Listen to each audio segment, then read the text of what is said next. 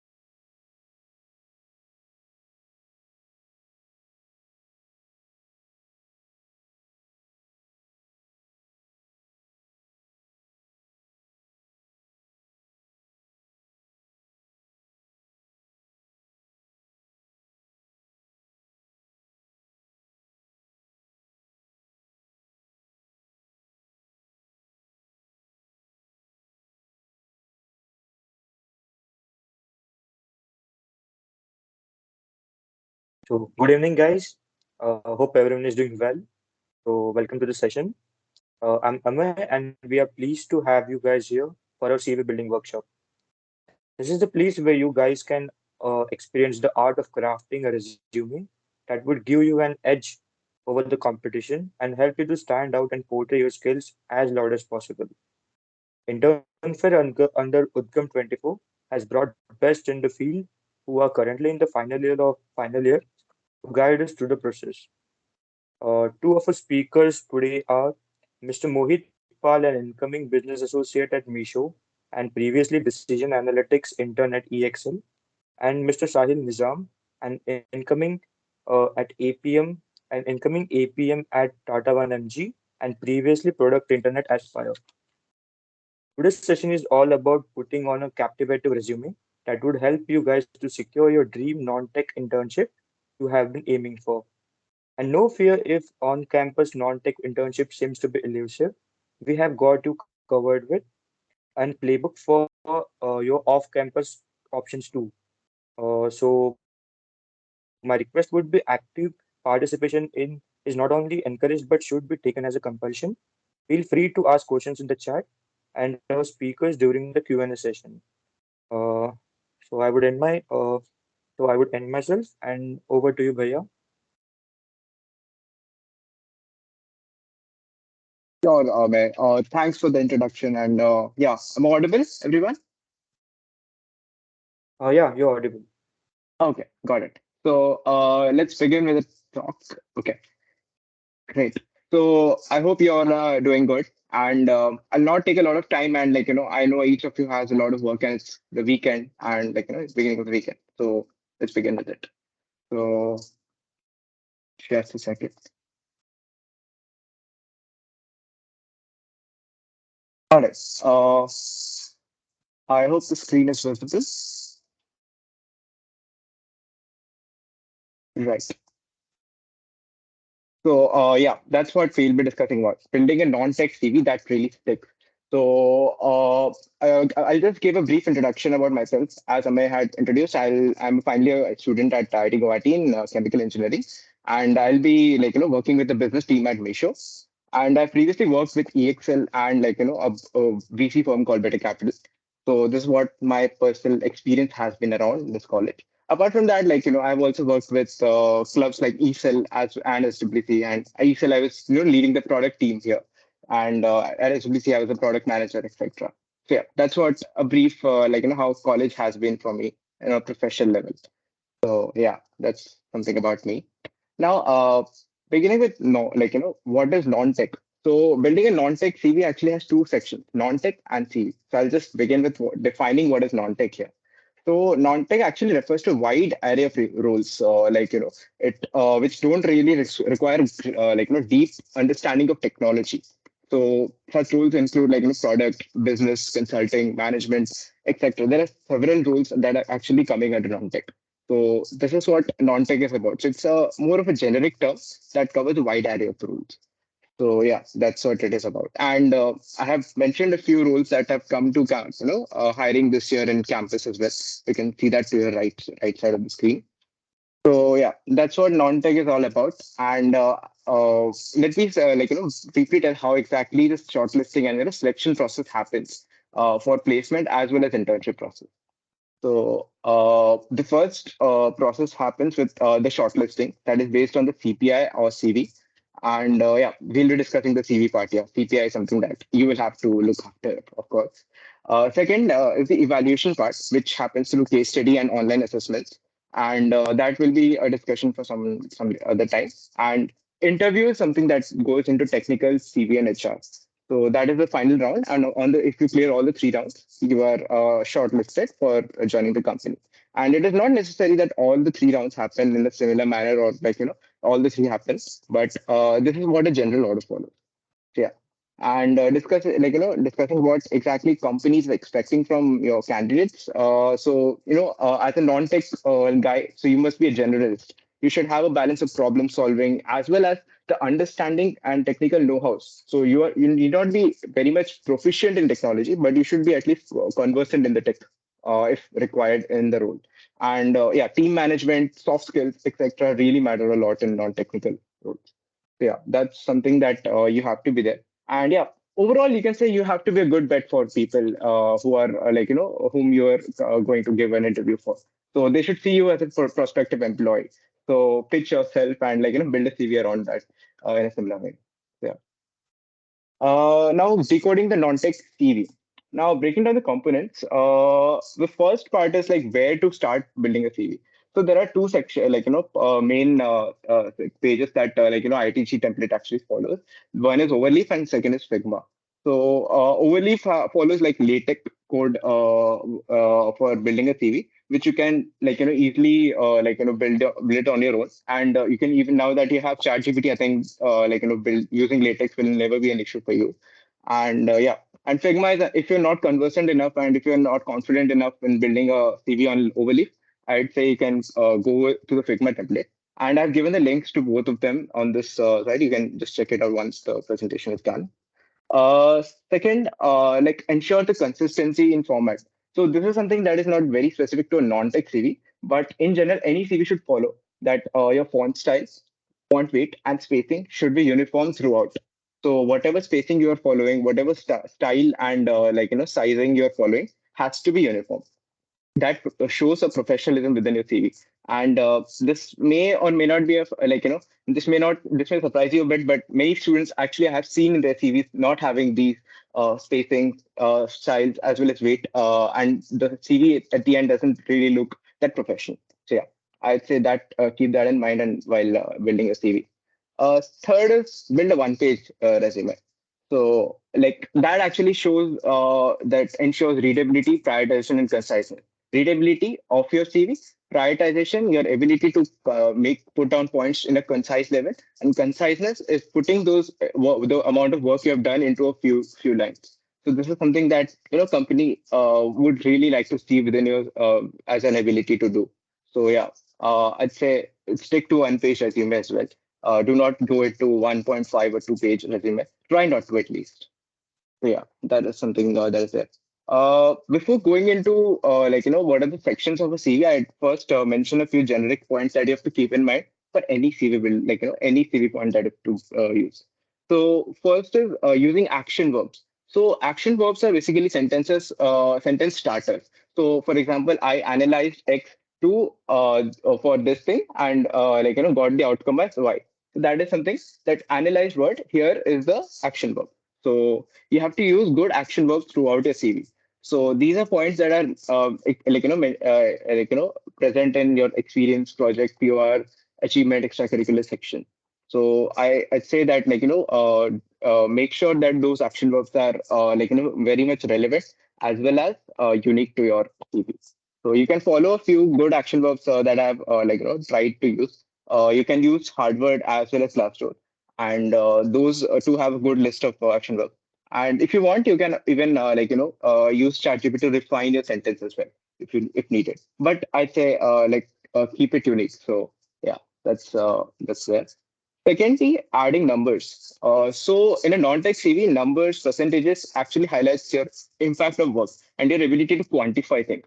So this is something that is very much required in companies, and I'd say that try to add quantifications wherever it is possible.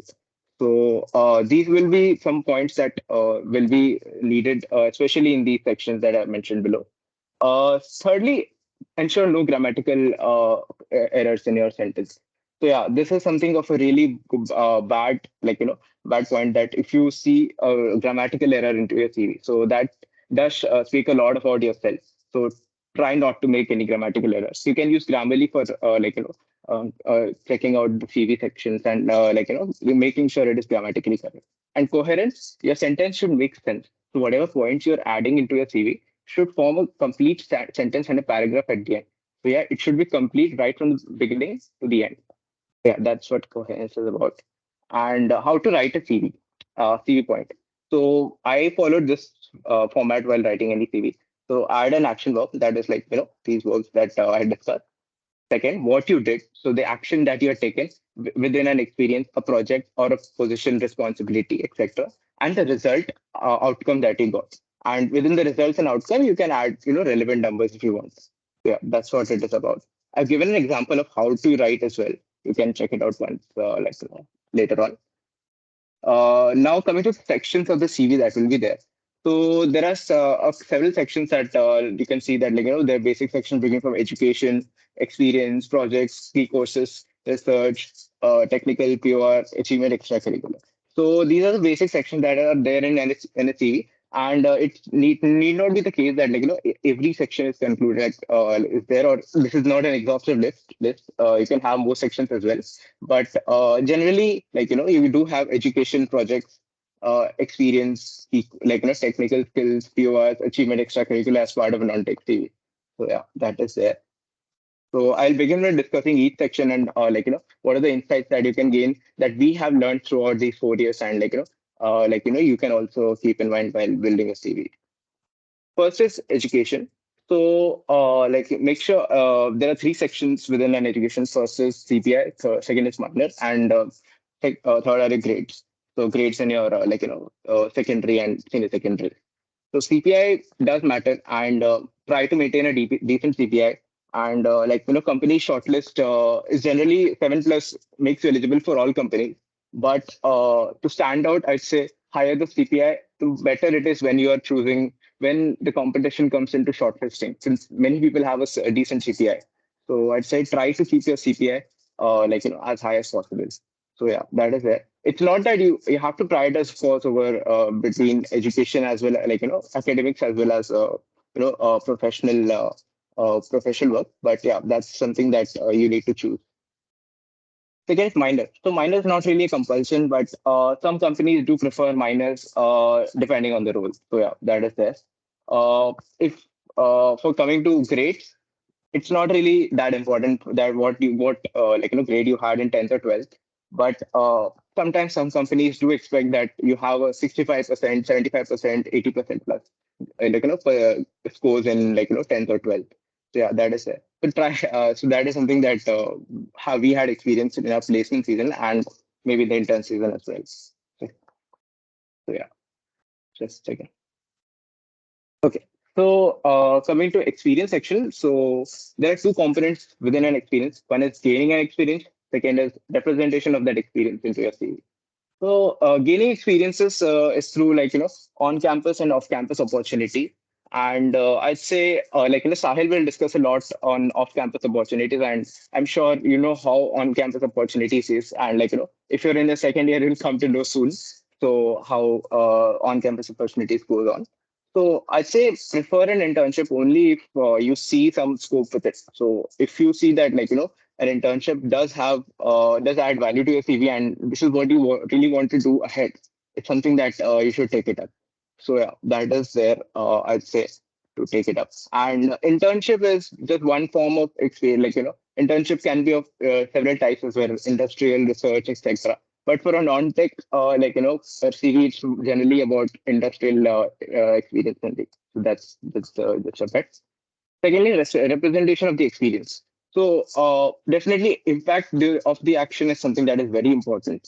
Like I had mentioned here, so the result, the impact that you had, it's very important during your internship. This is the first section that is actually led by your your interviewer or any other company that sees your resume. So I'd say make sure you have some actionable impact that you can show into your CV. And that representation in that format is definitely very much important. You can refer to this, how to build a promotional resume if you want later on. Third is projects. So projects is again another very important section within your CV, and this actually shows that how actually you come to how where you came to know about the role and how what kind of skills you have gained over the years and how have you applied over them. So this is something that shows diversity into your projects as well. But as not everything can be gained through experiences. So that's where projects come in. So there are three types of project, ways to get a project. First is self-initiated projects. So coming to self-initiated project can be tear downs, case studies, intern projects, intern projects, if allowed, like there may be conditions to if or not you are allowed to add it, and BTP. So these are the kinds of self-initiated projects that you can actually add to your CV.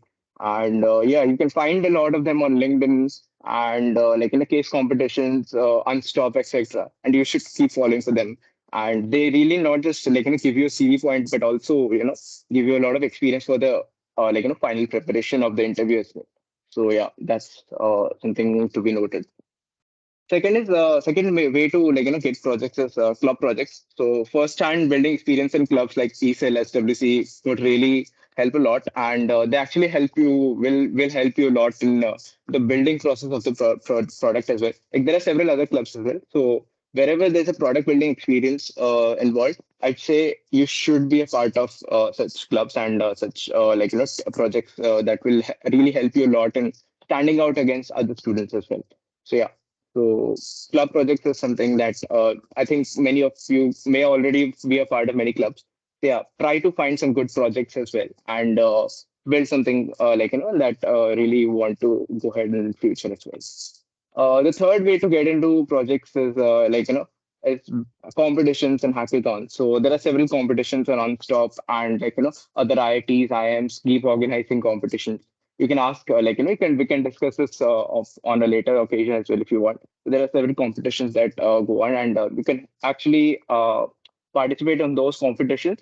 And if you win a good case or give good project within that competition, you can actually add it to your CV as a project. So yeah, that is there. So that's a dual advantage that you're getting. Like you're not just winning or being a part of a good competition, but secondly, you're also being able to add it to a CV. So yeah, that's there. Also, one tip: have a good team. So that is really helpful in competitions and hackathons. The fourth is PORs.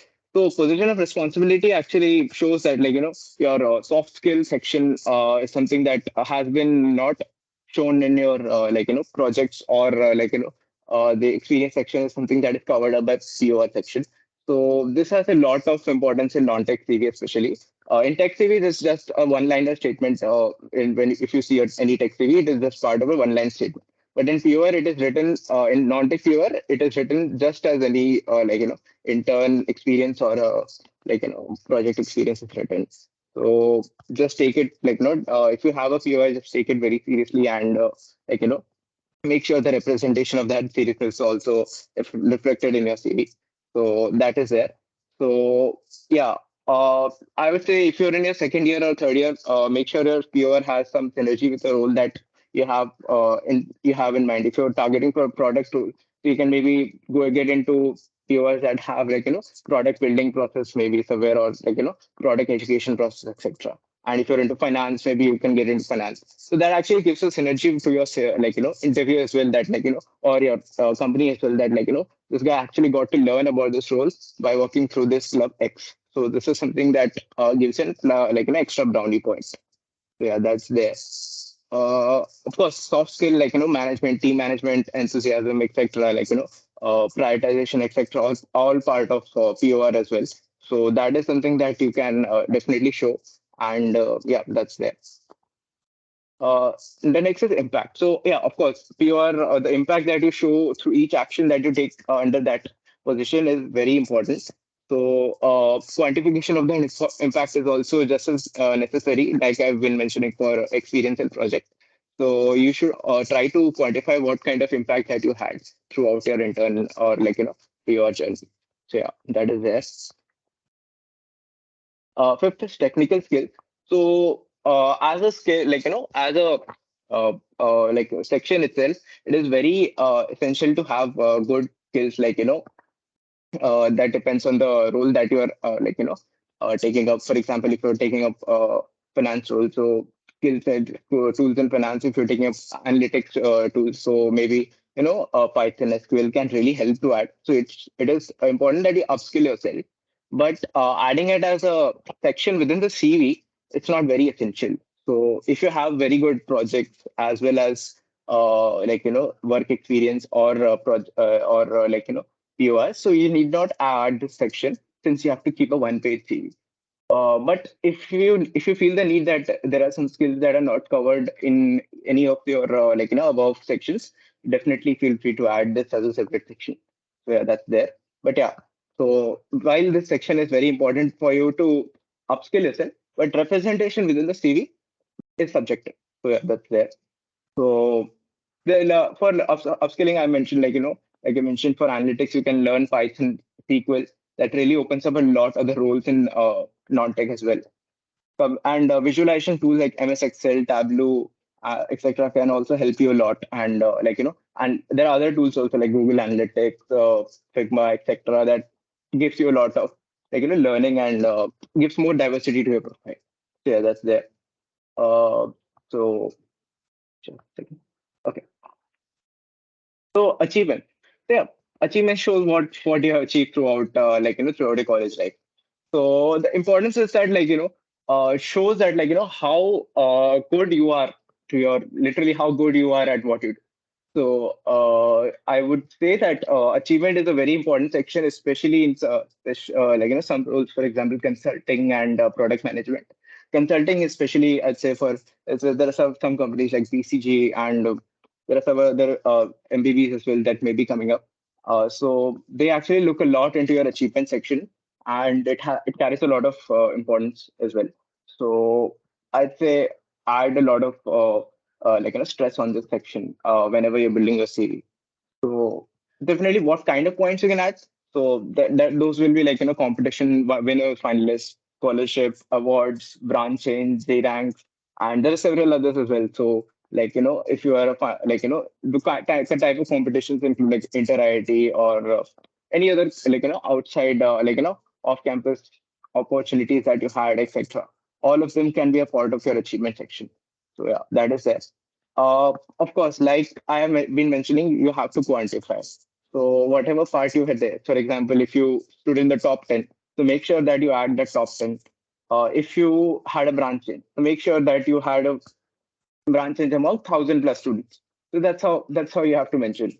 So these quantifications are definitely adding a lot of I'd say specific make your CV more specific as yeah, that's there. And keep make sure your achievement section is very crisp.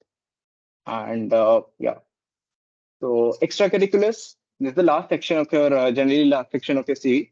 So it shows that what you have done other than your professional and academic lives. So again, this is also not very important for a tech CV. Again, nobody really adds it to a tech CV, but in a non-tech CV, this is very good addition.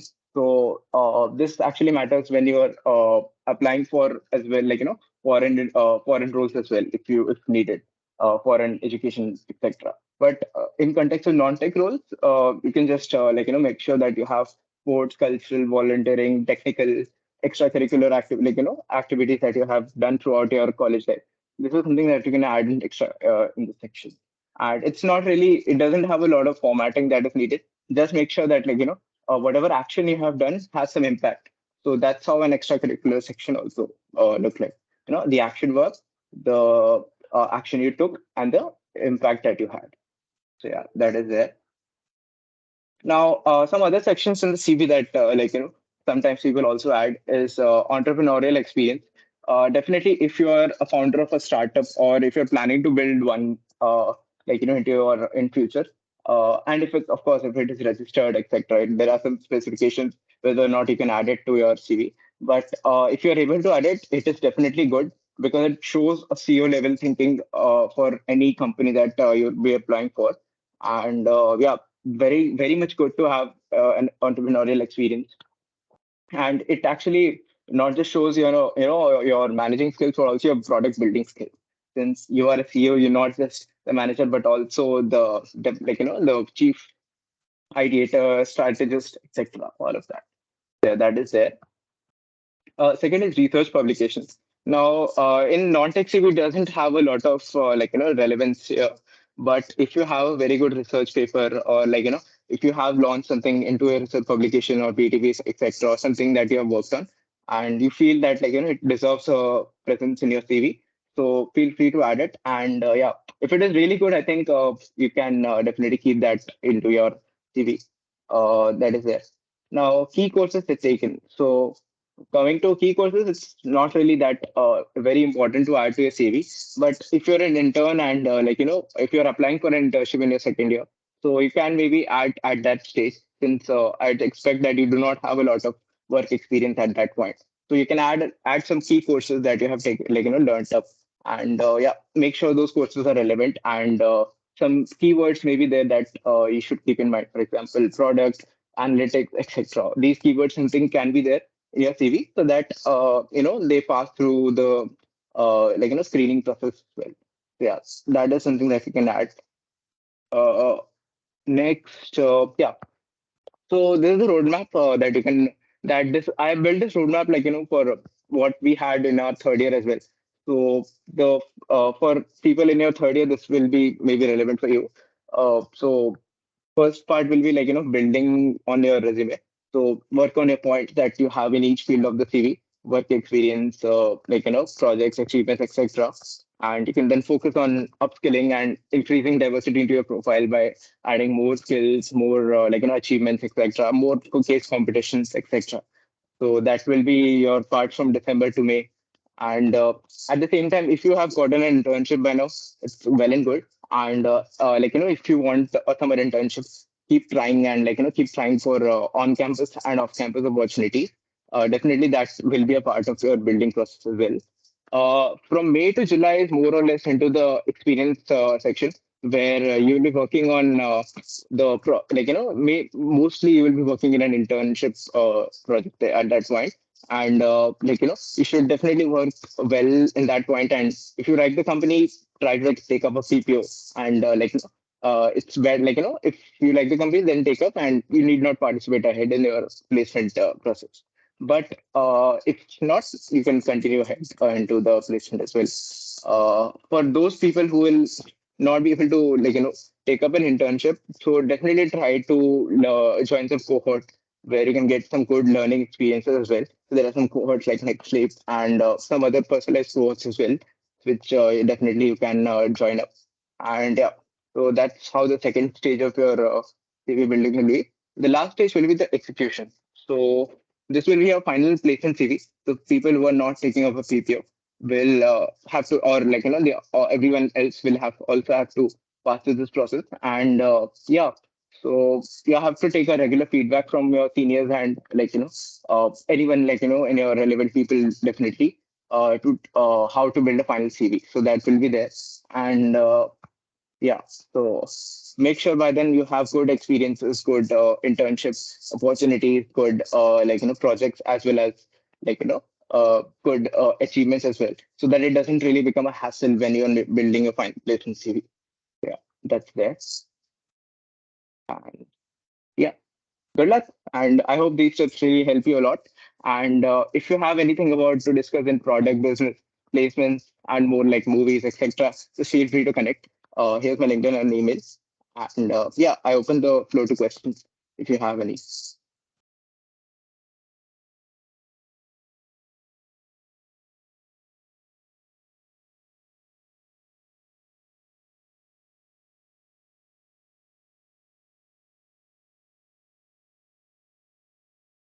Yes, Neil. I think you have raised your hand. So if do you have any questions?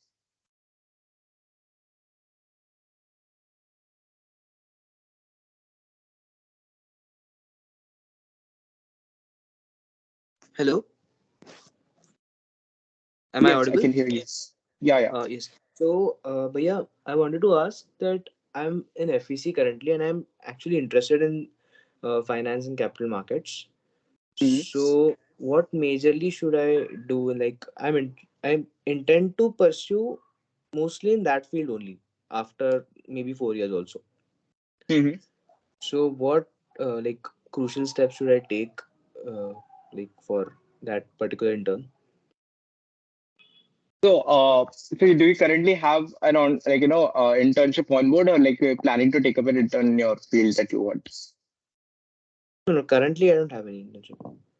Okay, so the first thing will be learning upskilling yourself, of course. So if what the field that you are in into connect with your seniors there, in FEC, so they can better guide you how to take up finance roles as well. Since I'm not into the finance part of the part of that role, so I have not commented a lot. But definitely, first part should be learning and upskilling yourself into the terminologies and concepts that are there in finance. Secondly, getting a finance internship for your summers, or in your off-campus opportunities as well. That will be very good to have. So it's not necessary that you can do an intern in summer only, but mainly that's the time I can focus on. Uh, Post that will be a CV building session that that you will be focusing on if you do not take up a PPO. So yeah, like I Okay. mentioned, that's how it will be. And for details into finance, I'd say connect with a someone who has been in maybe from the finance club secretary, and people who have there been part of finance clubs before. Yeah, Okay. Thank you. yeah.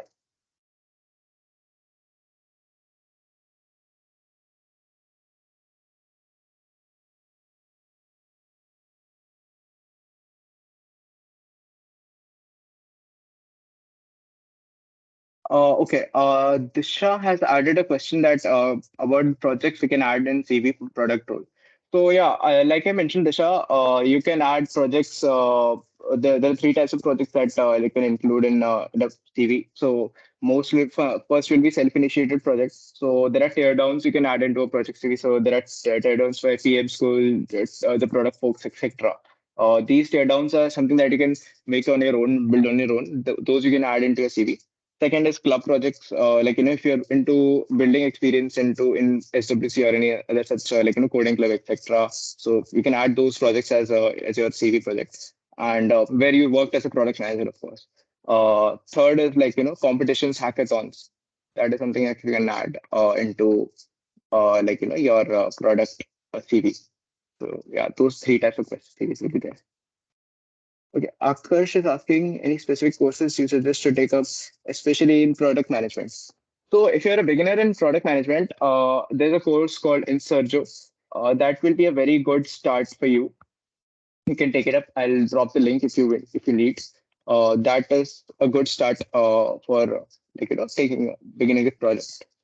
And yeah, if there are any other if we're beginning a product roadmap, we can discuss it up on a personal level if you want. So just feel free to connect with that.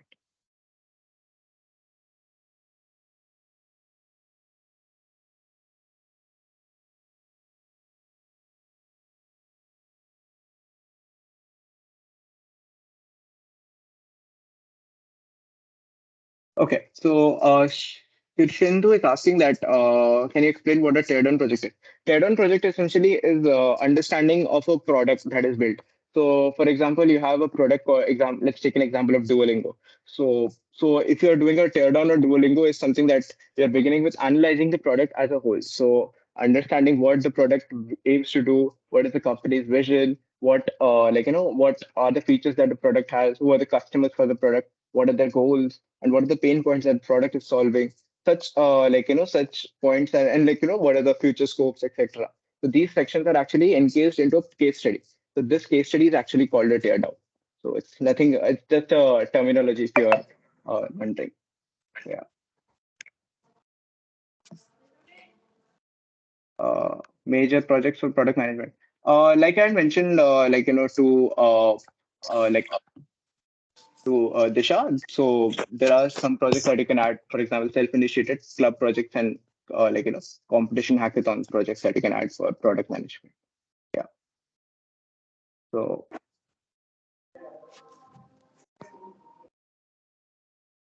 anything else, or we can maybe connect later on, and you can drop me a note on LinkedIn or email as well.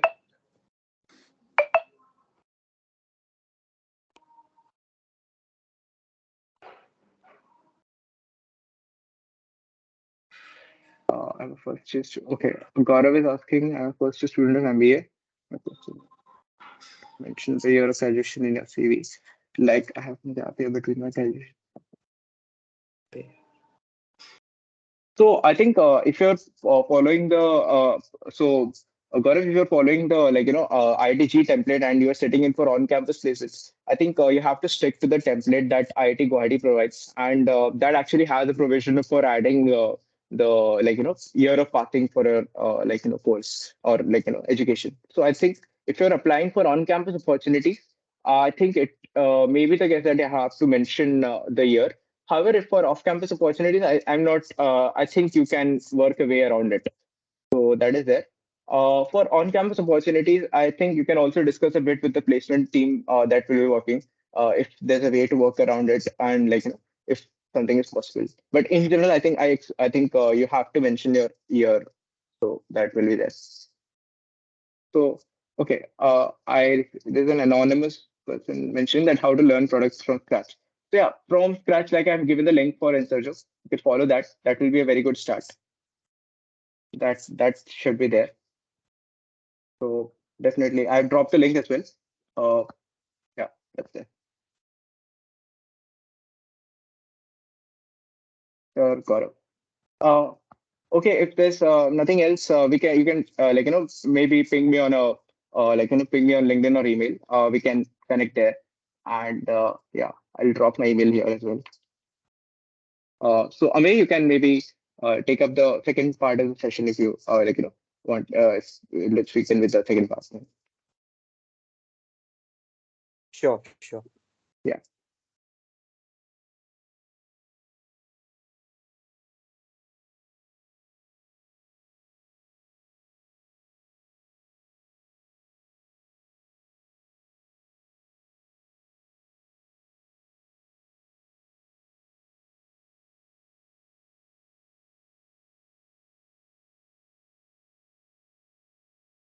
So thank you, Mohit, for your insightful and throughout guidance regarding the CV workshop. And I would request Sahil to take over.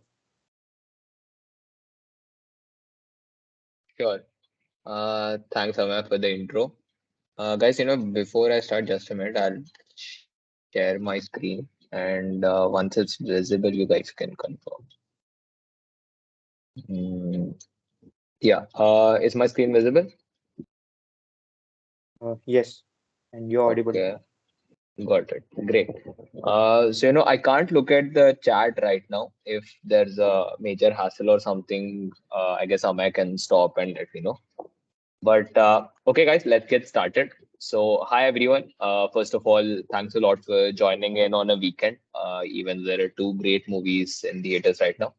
And I'll just start with my intro in the first place. I'm Sahil Nizam, and as written here, I'll be joining Tata 1MG as an associate product manager the next summer.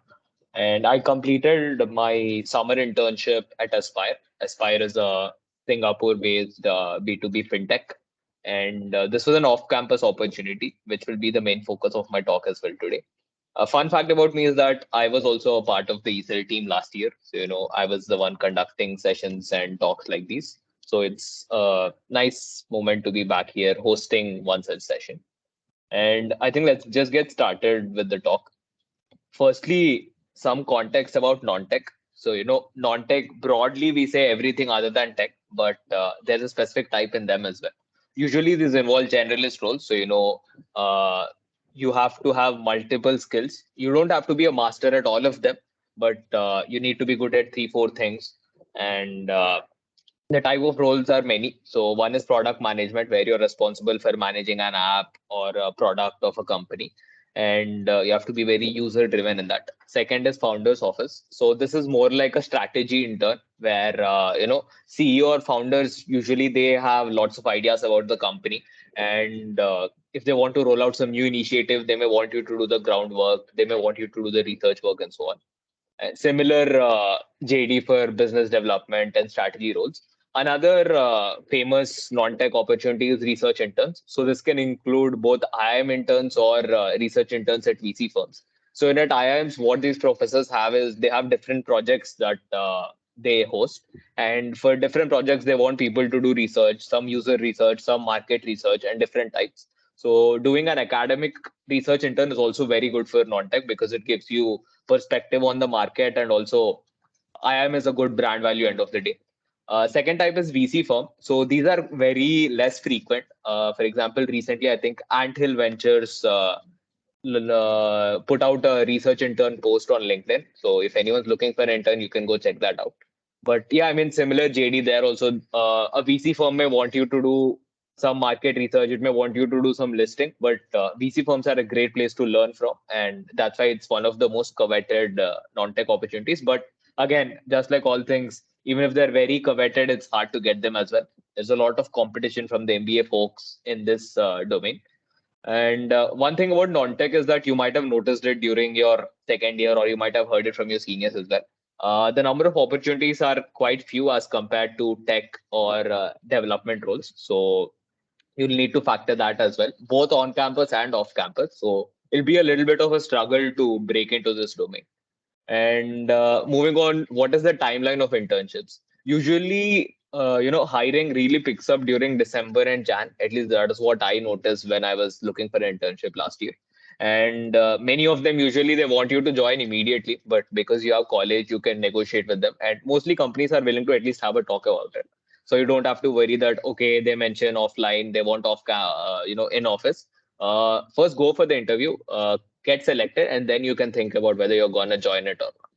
And finally, why are we doing non-tech opportunities? So every one of us needs to have their own unique story ready.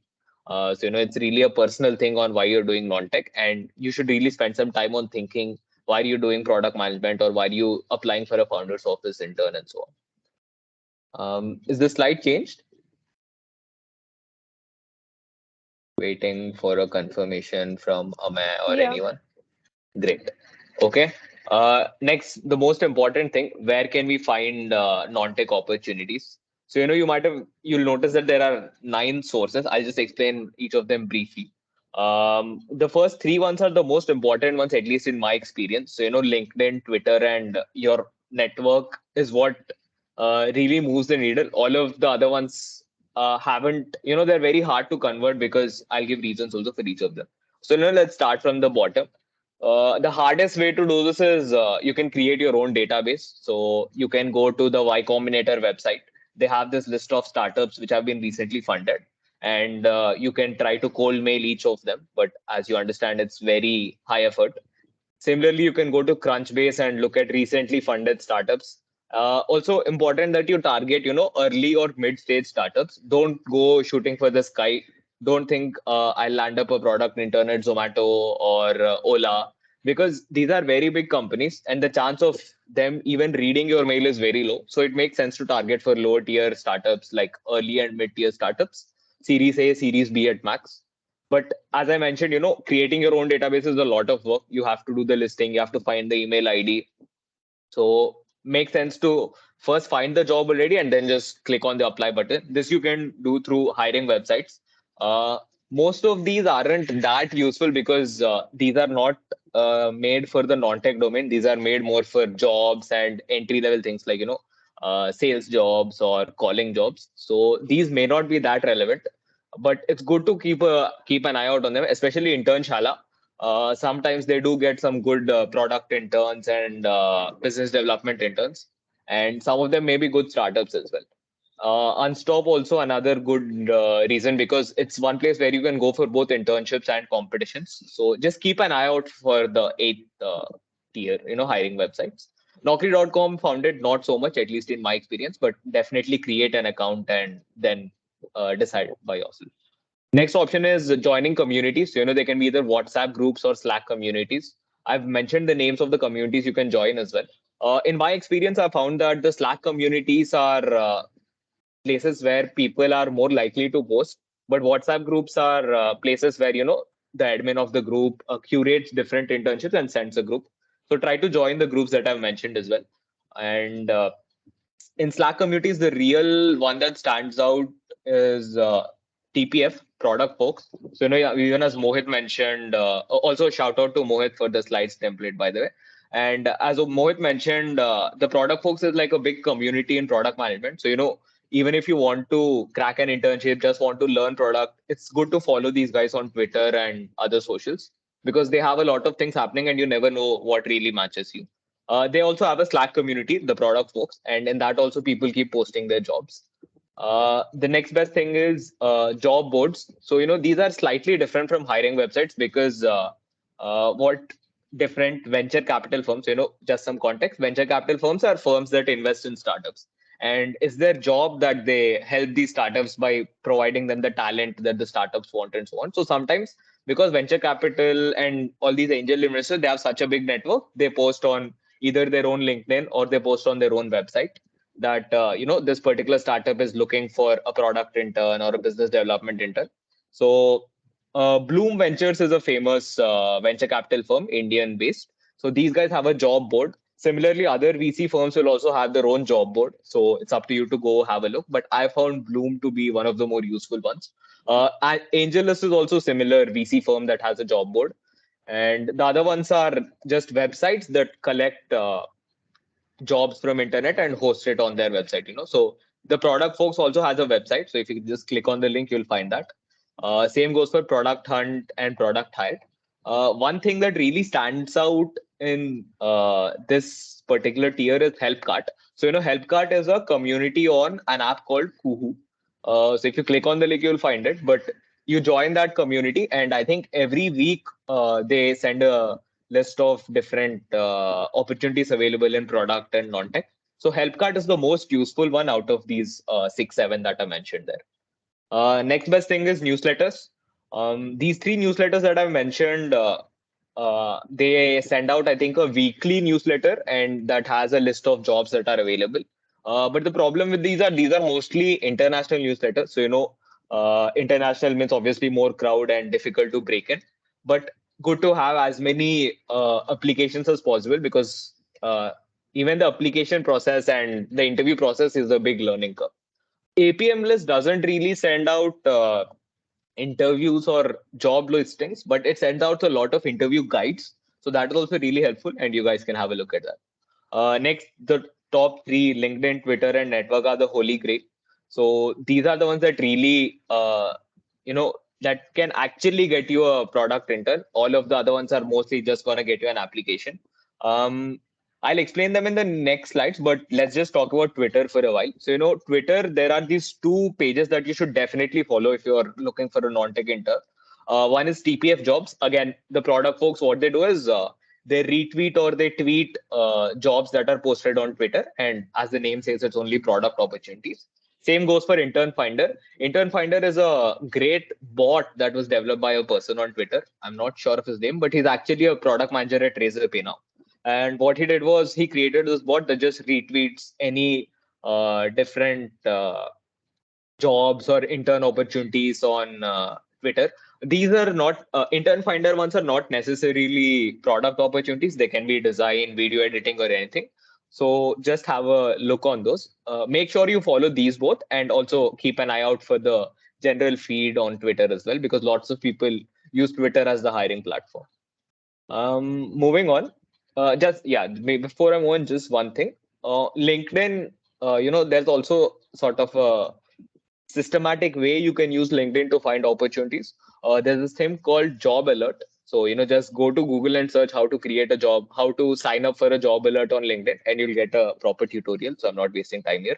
But if you create a job alert, every time there's a product listing or a job opening or even an intern opening for associate product manager, product intern, that shows up on your feed and you get a notification as well. So you won't miss out any posts. Moving on. Now you know where you have to apply, how you have to apply, but before you apply, it's important that you have some basic bare minimum things ready on your social media profile. I've written a 3-step thing. So firstly, you need to frame your profile in the right way. Make sure you have a professional photo. Make sure you have a header like this. So mention what is the recent experience, what are you studying. IT is a good brand name, so mention that in your headline. Some other communities or work you've done. Some people also mention, the experience or interest that they have. So people write product, strategy, and so on. It's important that you have a good header because, that's the first thing that catches the eye of the hirer. And first impressions matter a lot. Second thing you'll need to have is a professional picture. Other than that, whatever experience you have, be it a club and be it a member of a club or some small intern, 2-3 months wala, make sure that you've described and written the best parts of it. So, here I've taken an example for my ECL experience. I've written what were the 3 achievements that I had, and it's a good it's a good rule to just stick to 3 points because you don't want to overwhelm the people as well. And if you go beyond 3, it also means that you can't prioritize, and it's very important for product managers to prioritize. And another thing is, don't be afraid or shy to show your achievements on LinkedIn. So, I mentioned best technical club under Student Gymkhana Council because I want the hirer to know that. So, it's important that you project the qualities that you have. Obviously, don't lie on LinkedIn that I am world rank 1 on something if you're not. Whatever achievements you have, make sure you mention that. Don't be like, oh, I'll be all humble and interviewer, yeah, hirer will magically know my achievements. Make sure it's all written out. Make it as easy as possible for the hirer or the HR looking at your profile to know you. Okay. It's also another advantage because once you have a great profile ready, sometimes people will just come across your profile and reach out to you. For example, yesterday only I had a startup employee or startup founder reach out to me offering me an internship. So that is also a good thing if you have a good profile ready. And so yeah, that's the first part, making a good profile. Second is you need to follow the right people. So there are a lot of LinkedIn influencers who post daily, and half of them are not that value adding in my opinion. It's important you follow the right people. So the 3 names I've mentioned, you'll also notice my name. I'm just starting out, but yeah, Prateek, Ashwin are really good at reposting and liking internships on LinkedIn. So if you follow them itself, you have a you'll have a set amount of internships showing up on your feed, and it becomes easier to apply as well. And I also try to do that, so definitely follow me as well. Third is it's important that you also like or comment on the posts because the more hiring or the more internship wale posts you like, the more the algorithm knows that this is the things you like, and the more likely that it's going to show them to you.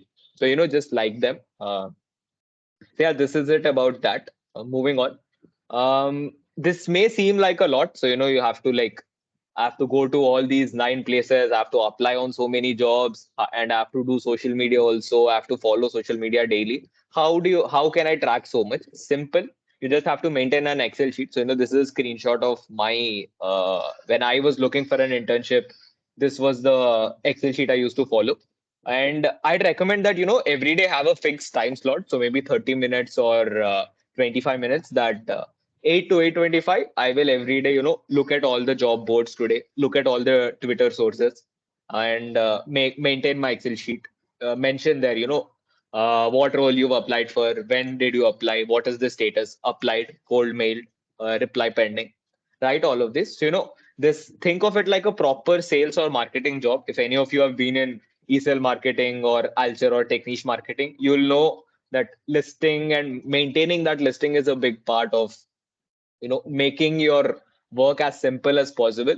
So take this also very seriously. Obviously, don't go into random things like I will bold one thing, I will color one thing, blue color for this, green color for this. Don't waste time in all of that. It's just get the work done as soon as possible. And next thing is how to reach out to people. Just a minute. Okay. Yeah.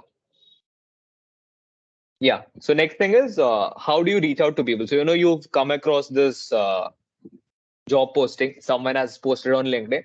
I'm hiring 4 product interns. Whoever is interested, reach out. You can't just reach out, be like, "Hi, I am Sahil from BTech IT Guwahati. I'm very interested in product role. Please hire me." That is the worst message you can send, and that's like the first step of rejection as well. So it's important that you have a great cold message. There are lots of online sources on how you can draft a cold message. And I think Ankur Variku has a good one. I mean, that is the one video I've liked of him. So you can watch that to get an idea on how to write a cold message in the first place. And it's important that you have 4 types of cold messages ready. One is an email. Second is LinkedIn intro. So what lots of people do is they just send connection requests. Don't do that.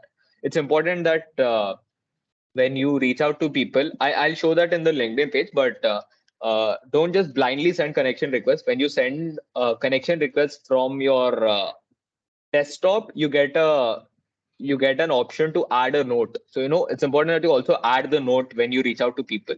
And after that, they will accept your request. Then also have ready the cold message that you'll send, the first message that you'll send to a hirer. And also have a slightly different message ready for Twitter as well, because Twitter is a little more casual, little more informal space. So it's okay to use words like hey and really excited. I mean, really excited is fine for both, but Twitter you can be a little more casual and forthcoming.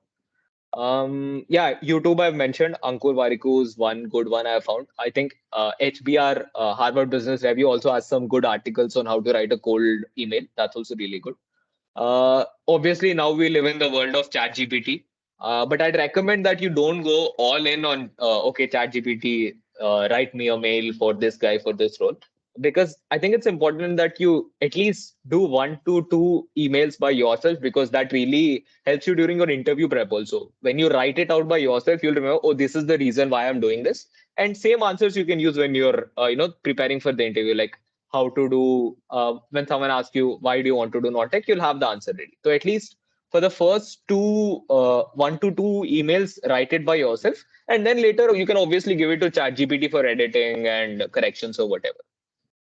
Super important that you guys use Grammarly in throughout the process, not just in writing a cold message, because non-tech, it's a very subjective thing. There's not a lot of hard written answers ki ye मैं binary tree लगाऊंगा या bubble sort लगाऊंगा. There is no fixed answer.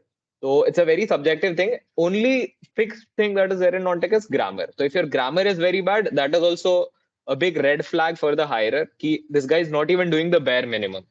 So it's important that you use Grammarly throughout the process. IT Guwahati had a student subscription. I'm not sure if it's live, Abhi, but still, even the free version is great. Make sure you use Grammarly in everything.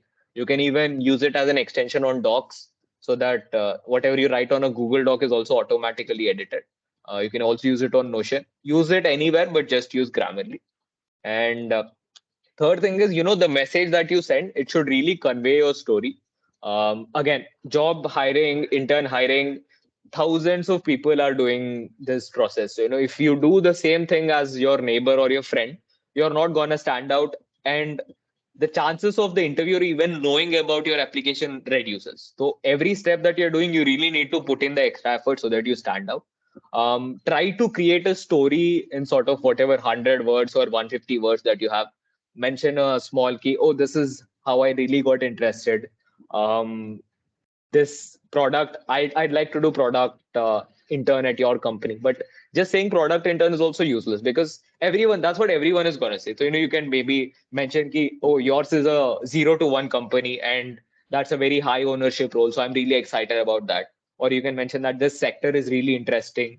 And don't just say really interesting, mention a concrete reason why you find it interesting, because only then the other person will believe it.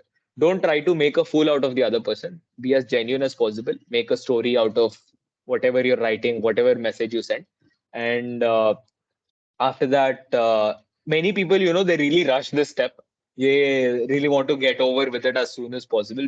I'd say don't do that, because as I mentioned, it's the first impression, and this may be the real reason why you stand out from a crowd of applicants. So, and now you got ChatGPT also, so you don't really have an excuse that it's too tiring or it's too hard to do this. So use ChatGPT, use Grammarly, use YouTube, use whatever sources you want, but make a proper story, make a proper message, and then do the application wala part. So, and the best part is this, you do this for one company, you can repeat that for any company. Like, I mean, obviously the sweet points, like, this company I really like, this sector I like, those will change, but the main structure of it will really same, because your story will remain the same. This isn't about that, how you can reach out to people. Next is LinkedIn. So, how do you reach out to people on LinkedIn? Obviously, follow all the steps I've mentioned before. One important thing I've noticed is that you need to have a referral when you're applying for jobs or internships on LinkedIn. Usually, you can get this referral from your alumni, and they are very they usually give it out. I mean, they don't do a lot of natak ki humko ye chahiye, wo chahiye.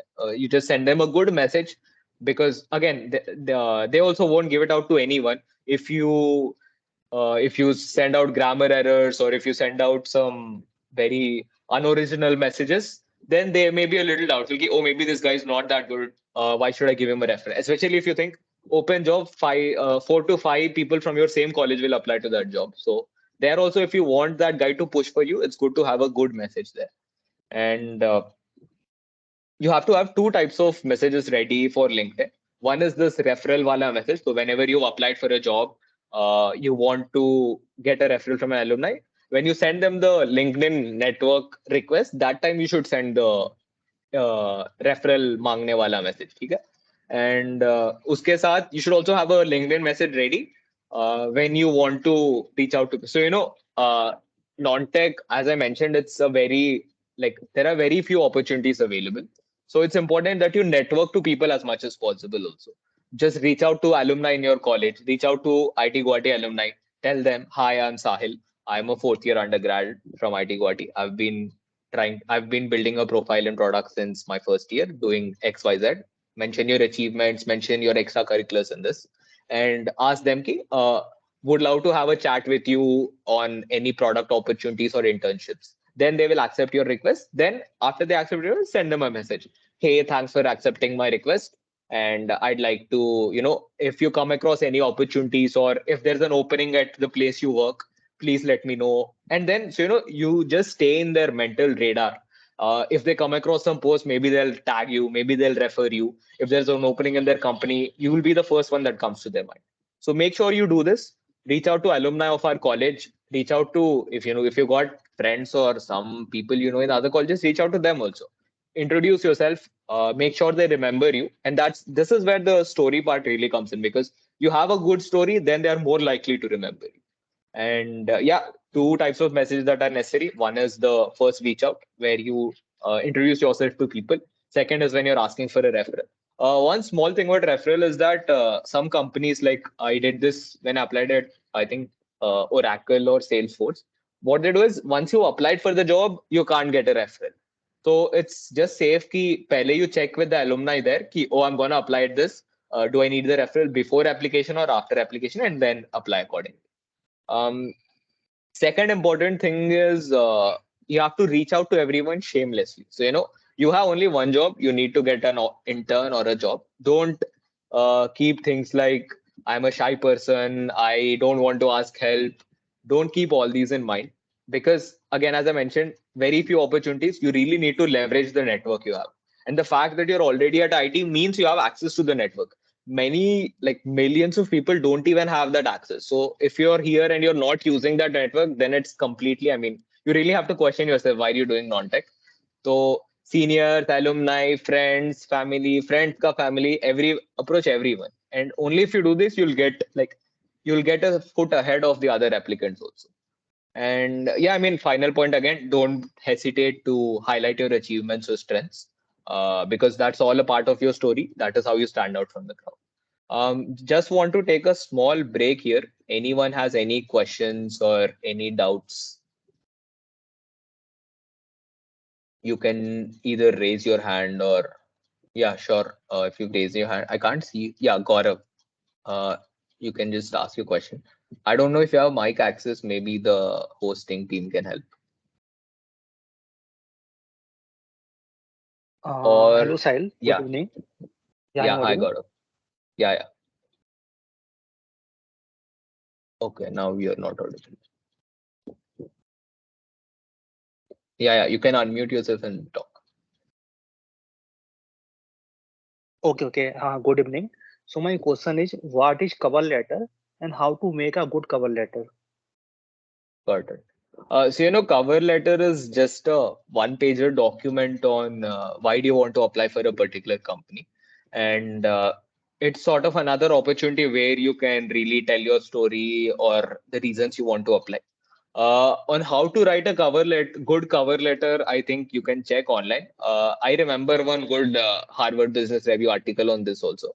कि कैसा लिखना चाहिए cover letter and all. But again, I think general pointers would be, explicitly mention what are the reasons you want to apply for that company. Try to stand out from others as much as possible and tell it in a storytelling way. And as I mentioned, use ChatGPT at least for the edits, or if you need initial guidance, you can use that. Is that clear? So, I've not written a lot of great cover letters in my application process, so I don't really know more than that. Great. Anything else?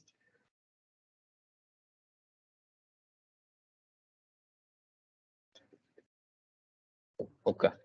I think someone mentioned something. Okay, great. Someone mentioned in the chat how to reach out to professors for research intern.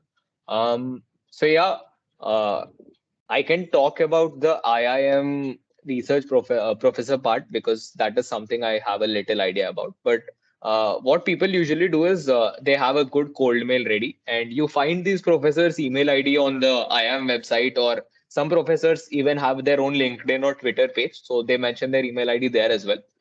And you just shoot them a cold email on I'm whatever, explaining your background, your scenario, and that this is what interests you. Obviously, make sure that you look into the professor's research domain.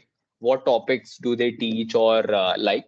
And after that, see what are their recent works. Maybe they've launched a new paper. If you have time, you can read into that paper, see what really interests you, and then tell that same thing to them as well. And after that, they'll probably schedule a call or something with you, and then you can just get a research intern going. Research interns are also a great way to get experience because these are, even in second year, uh, you get these opportunities, and they aren't that demanding on the skills or time commitment, and you can sort of balance them along with the academics as well. Aditya, great question, but let's do it at the end of the session. Any more questions, or I'll get back to the PPT. As you mentioned about big tech company, is it always that you need a referral? So, I mean, you don't need a referral, but a referral is definitely helpful because referrals, I mean, and also referrals sort of, they really get you ahead of the competition. And obviously, if someone has put in a good word for you there, then it helps also, right? Just applying on website is not enough. It's enough. I mean, you definitely, your application has gone, but if you want to improve your chances, then you can reach out to alumni or anyone who can give you a referral. But I've felt that referrals really help because, I mean, whatever application I've done through a referral, at least I've gotten into the, I mean, consideration, or oh, we've considered and then rejected you, or you get to know there's an interview happening. You are a little better off applying through a referral. Okay, I think in interest of time, let's get back to the PPT. Almost halfway done, so not a lot. Okay,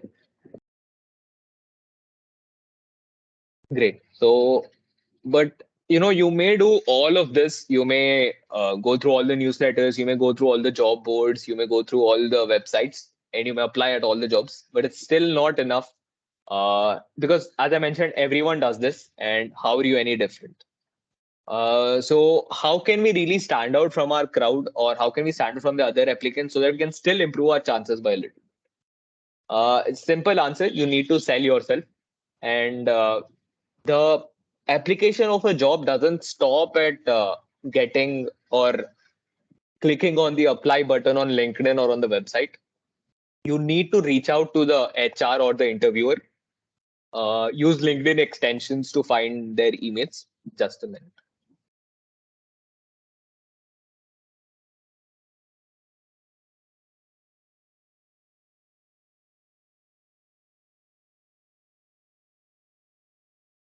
Yeah, sorry about the pause, getting back to it. So yeah, you need to sell yourself basically. There are lots of internet extensions. I think there's one called Rocket Reach. So what these extensions do is uh, they find the email ID of the person or the profile that you're looking at. And once you find the email ID, then you can send them a cold email. Again, important that you don't send them a copy pasted cookie cutter cold email. You need to send a personalized email specific to that company, that role, or that stage of that company. And many people, they just send the same cold email to different people, and you're sort of missing the point of a cold email because cold email is made personalized, and you have to make changes for different companies that you're applying to. Also, really helps if you add a proof of work, and extra helpful if that proof of work is about that particular company. I've given some 3 points on how you can show a proof of work. Best thing you can do is make a small pitch deck. 5 to 7 pages is enough, no longer than that. Use Figma, use Google Slides, anything. Make a small pitch deck showing that you've done the work on the company, that these are the areas of improvement for the company. Just one point I'd like to mention here is that in product, it's important you don't dive into the solution first. There's a very thought out, structured way to approach solutions. First, you need to look into the user, think what are the problems they're facing, what are our competitors doing, how can we be better than them. Combine all of these and then make your idea submissions. And second best thing you can do is make a document, a 2-pager document on what you feel or what are your ideas about this particular sector or particular startup. So, maybe you're applying for what is this? What is booming right now? Movies I can think of, but let's not do that. Maybe you're applying for a ed tech company, and your whole thesis can be that I have a feeling, and also make sure that it sort of relates to the company as well. For example, let's take the example of Upgrad. Upgrad is a Upraised. Upraised is a product management ed tech. So they teach product management, and what they do is they have cohorts. So you can mention that cohort-based courses is the next big thing in edtech, and then you can write a 2-pager document. Again, this document shouldn't be straight lifted out of ChatGPT, because then they're not seeing your originality. And also, I've tried ChatGPT writing these things using ChatGPT, not for a job application, just for time pass sake. But I found that ChatGPT really misses the point, and you can't. ChatGPT can improve your work, but it can't do a whole original work by itself. So use ChatGPT for grammar edit or some sentence editing, but don't use it completely for the entire 2-page. And third best thing you can do is a product critique. So it's sort of the bare minimum you should do when you're sending a cold email. Product critique, it's like there's this beautiful post by a Facebook product manager called Julie Zuo, I think. So you can check that out as well, or how to write a product critique. It shows, what are the 7 steps to write a product critique, all of that. And so this shows that you've researched about the company, you've researched about the product, and you are interested in it. Next thing is, again, as I mentioned, reach out to alums for a referral whenever you're using the cold email. So, even if you send a cold email, it's good to reach out to an alumni. Maybe you send the email, then you message some alumni, oh, I have applied at your company, please have a look, or look into my application. This is the crux of it. Now you might be wondering that this is such tiring work. You have to apply to like 50 applications or something. How will you do this for every company? Simple answer, you shouldn't, and you can't do it, and you shouldn't do it for every company. You should use this specific tool or this sort of magic spell only for the companies that you think are really good for you, and you realistically have a shot at getting these companies. So, if it's just some random company, not that good pay, not that good name, you can just do a normal application. But if you feel that this company really, vibes with me, and this sector really interests me, then you can go for this whole, whatever, 4-step, 5-step process. Okay. And guys, if you have any doubts or something on specific slide, just mention them in the chat. At the end, I'll go through all of them and answer one by one. We're sort of at the end of the application process. Next are just some miscellaneous steps on, because this gets really tiring and it's a lot to handle also. How can you do this as calmly as possible? First thing, your inbox is gonna get flooded. So if you have a particular professional email right now, I'd suggest that you use a separate email. Create a separate email. You get additional Google Drive, you get additional memory also because of that. Create a separate email and use that whenever you apply. Whenever you maybe, apply on this Internshala, Found It, websites like this, they send a lot of promotional email. So use a separate email for this. And second, I used to have a separate browser. So, my general browsing I used to do on Google Chrome. But for the application wala part, I had this another browser called some Sidekick or something. Yeah, Sidekick. And so, have different browsers so that just that half an hour you can do dedicated work on that separate browser. Third thing is there's this platform called Product Hunt. This is a little away. Can you guys see my screen? It has changed, right? Hello. Okay, great. I see someone give a thumbs up. So, there's this website called Product Hunt. Product Hunt is a great website for product managers or product aspirants in general because, they have these different products that people build that they list here. And you can just have a look through this. It's really interesting. But important thing is that lots of people have built products on how to find jobs. For example, this is one product, entry level jobs and internships. And what they do is whatever YC backed startups listed their jobs, these guys collect those jobs and they show them here. So there are many such projects like these that you can one weekend just sit and go through Product Hunt and you'll find so many. Like here only you can find two more. This is a good idea to find some more products that can help you to find product internships. And yeah, let's get back to the slideshow.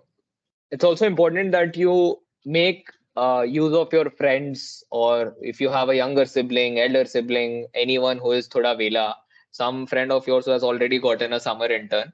This was what happened in my case. I had my friends looking for interns. I had my juniors looking for interns because it simplifies the work for you. If some person is doing the whole LinkedIn listing, ye sab wala kaam, you can focus on doing the assignment that you get, product assignment, not your college wala assignment. But yeah, you can simplify the work and you won't get overburdened and burnt out also. Next is the fifth one. It's a new technique that you can try. Super DM is this app or product that is built by one of our alumni, IT Guwahati alumni actually. I think he was a product manager at Misho and now he's building his own startup. So what Super DM does is it's sort of trying to fix the problem of reaching out to people. So there are lots of good career folks who are already on Super DM, and just go to LinkedIn and type Super DM, and you'll see who are the people who are already there on Super DM. And then you can directly use Super DM as the app to message these people. You don't have to go for entire as a cold mail listing, email listing, LinkedIn listing. So this really cuts down the time also. Use Super DM to reach out to new people. It's a new platform, so I'm not super sure ki hirers or senior product managers are there on it, but some really good folks are there on it right now. If you follow this product a little bit, maybe in the near future, more people join it, and then you can use that as a good way to reach out to people. That is it. Next, just a word of caution to all of you here. This is a little bit of a bummer, sorry about that. But non-tech jobs are fewer in number and in pay also. If you're expecting to get 40 lakhs, 30 lakhs, 1 crore straight out of college, at least for the undergrad, I don't know about the MBA folks, in internships or in placement, it's very rare. So keep that in mind. And second thing is product management roles, usually even business development for that case, usually open at startups. Startups means less paisa, more work. So if you're ready to sign up for that culture, you need to consider that as well. So it's not a corporate like a bank or a big tech firm. And another thing is that good startups, some reputed startups like some Zomato, Tata, all of these, they don't do Tata's not a startup, Tata 1mg. They don't do open hiring or fresher hiring. They only come through campus recruitment. So if you're looking for brand names off campus, that is also difficult. And for the undergrads, it's also important that there's a huge competition from MBA experienced people. Even like lots of people are losing their jobs right now, so even they are applying for small roles like interns and so on. So like even if you see a intern wala post, 600 applications in 2 hours, 1,000 applications in 2 hours, things like these are common nowadays. So because there are so many applications, because there are so many people, chances of you making it ahead are also significantly low. On top of all of these, like a very bad cherry on icing on top of the cake, there is bad market. So economic downturn, recession, all of these are there. I had an intern and that was revoked because of bad funding and so on. So this is also a factor.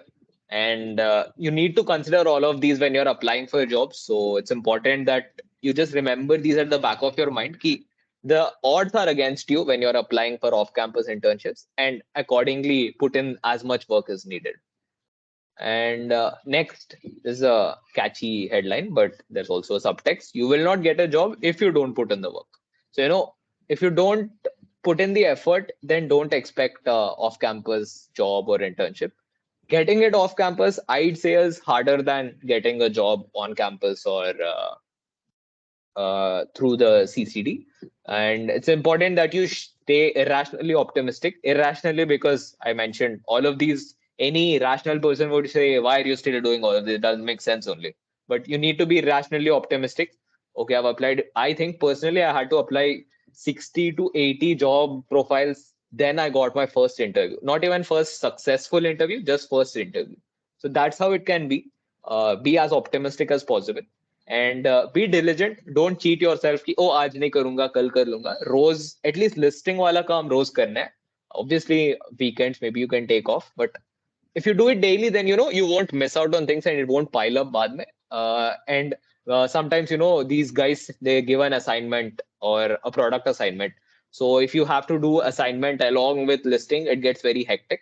So do it daily basis. Obviously take a friend or someone to simplify the job also.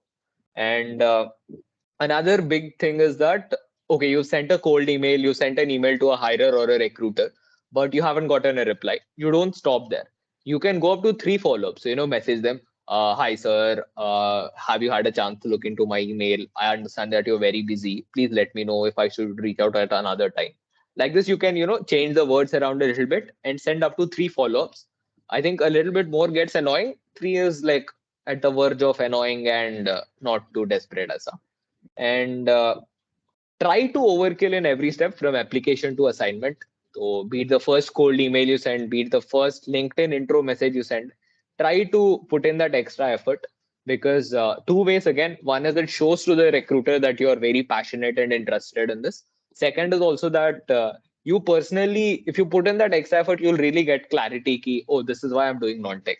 You spend some time on writing the message, spend some time on writing the email. All of these will help you get your own clarity on why you want to apply. And I think it helps to think of finding a job as another job itself, and just do it as a half an hour everyday listing. You have no other option. If you have a job, you have to go, right? Similarly, think like that and put in the work. Obviously, don't think this is the end of the world if I don't get the job. That's my next slide. Job doesn't matter if you're skilled or passionate.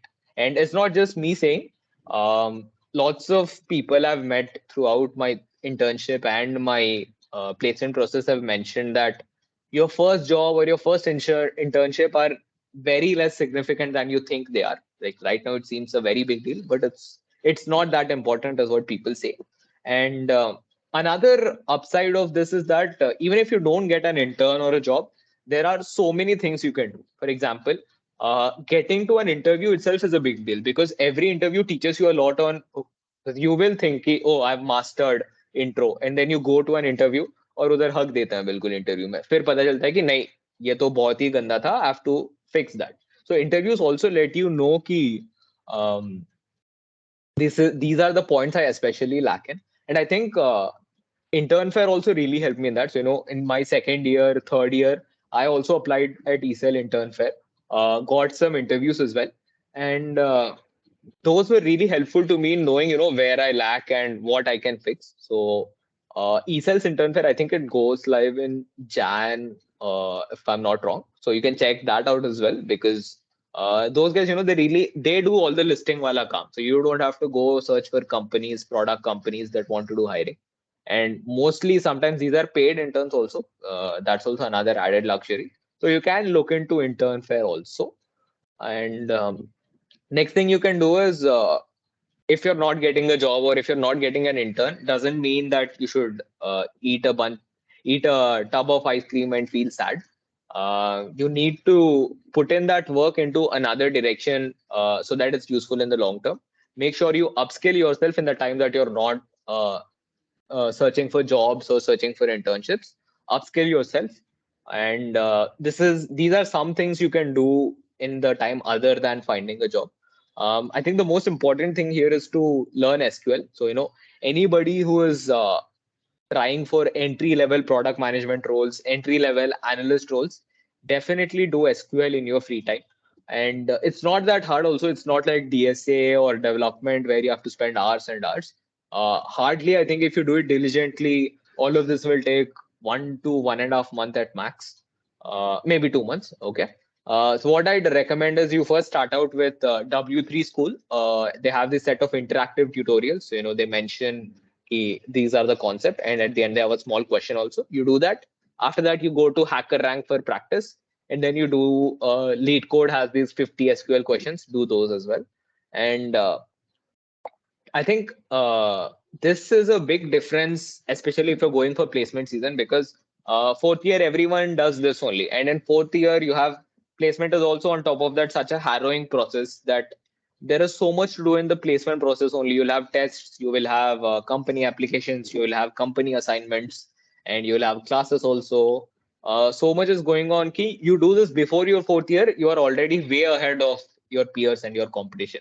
I mean, I didn't do this in my before my fourth year, and I really had to struggle in my fourth year to finish this. So I'd recommend that before joining your fourth year, try to do this as much as possible. Some people may say, "What if you forget SQL?" But it's okay. Once you've done this, you'll have that confidence. Also, you'll have that basic understanding of SQL. Baad mein you can just go mark the questions that were hard for you and redo those. Because Lead Code has some really good questions, so don't think it'll be too easy. Also, there are enough challenging questions to so that you don't get bored. And next thing you can do is participate in competitions. There are competitions hosted by the product folks, Unstop. PMX is another big competition, but I think registrations are open. Registrations are closed now, and you can participate in these competitions. I think there's a good competition called Indian Case competition going on right now. You can look into that as well. And other than these, what you can do is you can read a lot. I feel product and in general, it's good to read about product and startups. These are some good resources I've found. ESL has a really good course called Product Matters. So if you're looking to start out product management and you want to know what is product management in the first place, it's a Notion file. It has different folders week-wise. Just do it at your own pace. Every day, read one article, read two articles so that you make some progress. Second, Manas Saloi is one great example of a product leader. His website has lots of resources on what you can do to learn product management. And like it's the go-to place whenever I have any doubts. If I have product critique, I search product critique Manas Saloi. And then if he has some articles, they're usually good. If he doesn't have, then you can just go for Google. Swipe to Unlock is a good book about businesses and startups in general. You will get an online PDF as well. So you can just read maybe one chapter daily or half chapter daily so that you just know a little bit about the startup. Other than that, you can also spend your time making a simple portfolio or Notion on Notion. Or there's this new app called read.cv. Try out both of them, whatever you like, you can take. I've also attached a guide by a famous entrepreneur called Rahul Mathur. So he has a good Twitter thread on how you can make a Notion personal website. So you can just follow that Twitter thread and you'll get to know how to make your own website. Rahul Mathur is also good to follow on Twitter. He puts out really good content on startups, new government initiatives like ONDC and UPI infrastructure, all of that. So it's just good reading as well. I think sort of this is more or less the end of it. Thank you for taking out your time to listen to me ramble about whatever 4 nuggets of knowledge I have. And if you got any doubts, please reach out to me on LinkedIn or my email. And I just have one request to whoever is still in the session. I've posted a link in the chat box. If you guys could just go there and leave some feedback on how the session was. I could have made the feedback form also better. I could have asked what was wrong, but I forgot to do that. You can also scan this QR if you want, but I think I'll have to change the screen now, so you'll leave that. Cool. I think before we get into Q&A, I'd just like to start with the questions in the chat. We'll try to do it as soon as possible. Yeah, research intern one we covered, I think. So I think research intern another, like if you're trying on campus, it's not that big of a deal. You just have to maybe mail the professor or go to meet them on campus. And at least like I tried reaching out to a design professor once, and they were really accommodating. So, I just go and tell them why I want to do this, what I want to do that, and they will tell you what are the next steps. So on campus, it's kind of chill. Off campus, little more effort. Obviously, higher the pedigree of the institute, more difficult it is. So HBS, Wharton, all of these, they need really good cover letters, emails. I think there's this guy called Aryansh Singh on LinkedIn. He did a research intern at INSEAD or something. I'm not sure, but he also has a LinkedIn post on the cover letter he used to apply to that. So you can look into that as well. Aryansh Singh. Maybe I'll type it out. Aryansh Singh on LinkedIn for research intern. Hold on. Sorry for the noise in between, guys. I'm not at my home actually. Great. Next question is, what's my unique story of why I'm pursuing non-tech? Okay, let's save this for later. As you mentioned about big, yeah, we did this also. How to make a good doc or PPT for a good company that we want to shoot. Um, So I think, this you'll really get better at as you do more of product work. If you read more about product, if you participate in product competitions, which may you will learn how to do that. And once you've done enough of these, you're at a good level so that you can make the PPT or the pitch deck that is necessary. But I think generally, I think helps to be user first. Do as much research as possible. So I found that good research is a big differentiator in terms of how you stand out from other applicants. You can go look into the Play Store reviews of the app, make a Excel sheet out of those. See that these are the 5 types of most prominent issues. These are the reasons, 5 reasons why that app is getting a 1-star review, and then come up with ideas on how you can fix that. Also, I think helps to sometimes do more than what is expected. So, for example, I had this assignment by Aspire, and they wanted me to build a product that would increase their credit card adoption. So credit card adoption ke liye, my solution was you can partner with these companies which give rewards. What I did was I also went and listed the companies. This company this company is already giving rewards in the market. This is the type of reward it gives. So these are the 10 companies you guys can reach out to. And that was a big differentiator because usually people, what they do, they just say, okay, reach out to companies. They don't say which companies to reach out to. So that can be a way you can stand out. Okay. Yeah, I think that is it.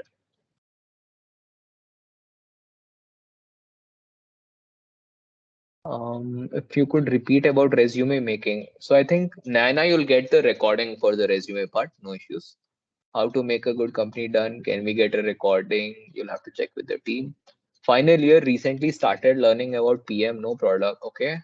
Um, so yeah, I mean like often product companies, they are known for asking. So it's like that chicken and egg loop key. You want experience to get a job and you want a job to get experience. So that may be a little bit of a hassle in getting entry level internships. I'm just being honest here, Nana. But I think all you can do is just reach out to as many people as possible and reach out to alumni or just do as many applications as possible. And maybe if you don't have experience, try to make up for that in other sections of the resume. Have good projects, do some self-initiated projects. People in product really like self projects, so where you've built a product from scratch, launched it to real audience, and the audience, maybe they give some feedback and you iterated on it. Even if it doesn't reach as many people as you want, even if it's a very small product, if you build it end to end, people really like that. So you can look into that as well. If you could show us your CV. No, I think let's not go to CV. It's a little outdated. But if you have any questions, you can reach out to me on maybe if you need some help in building your own CV or anything. What was the name of the influencer you mentioned? Oh yeah, I'll just mention her as well. Julie's go for product critique and a great newsletter.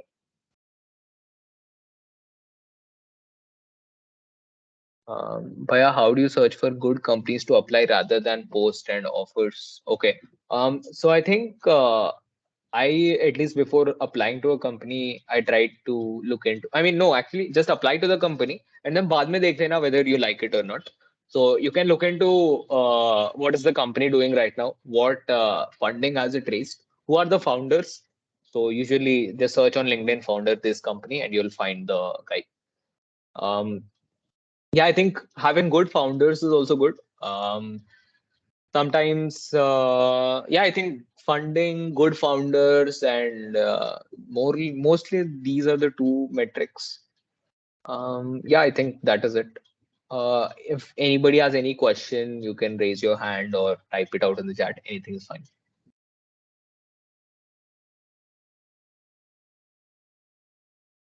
Okay. Looks like no more questions. Thank you guys for listening to me. Happy to answer any more questions on LinkedIn or email. And I think the host can take over. Thank you, Esel, for having me here as well. Bye-bye.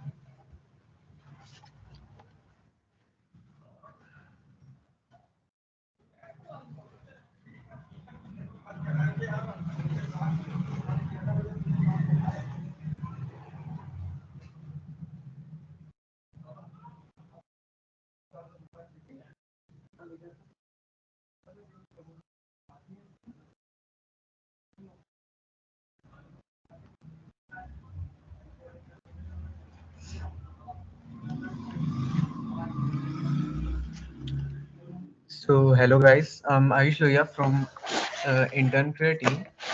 So it will not take too much of time. Let's see something about intern fair.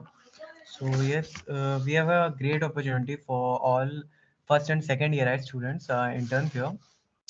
And so in intern fair, why intern fair? So like you can apply for 25 plus profiles in tech as well as non-tech domains. For example, like UI UX design, web development roles, etc. So yeah, and it's the largest intern fair in the Northeast region. So coming to the stats, we have 800 plus applications for in the last year, and 70 plus startups and companies came last year, and they hired students from our campus. So yes, the first thing comes in your mind is talking about internship. So money, yes, पैसा ही पैसा होगा, and experience. The second thing is experience. You get to learn a lot from an intern, and that helps you in your future. So yes, why internships? So internship during early years of your college provides you an upper hand over your colleagues. Like it gives you an edge over your other colleagues. So yes, everything is just a minute. So it's coming to why internet or startup. So you can see like uh, you get to know how a startup culture works and how a startup ecosystem works, and uh, other experiences also from a startup. So you can register on our for intern fair on our website as soon as we launch it, where you can apply for the companies and for the roles in which you are interested. So keep an eye on our website. Okay, thank you.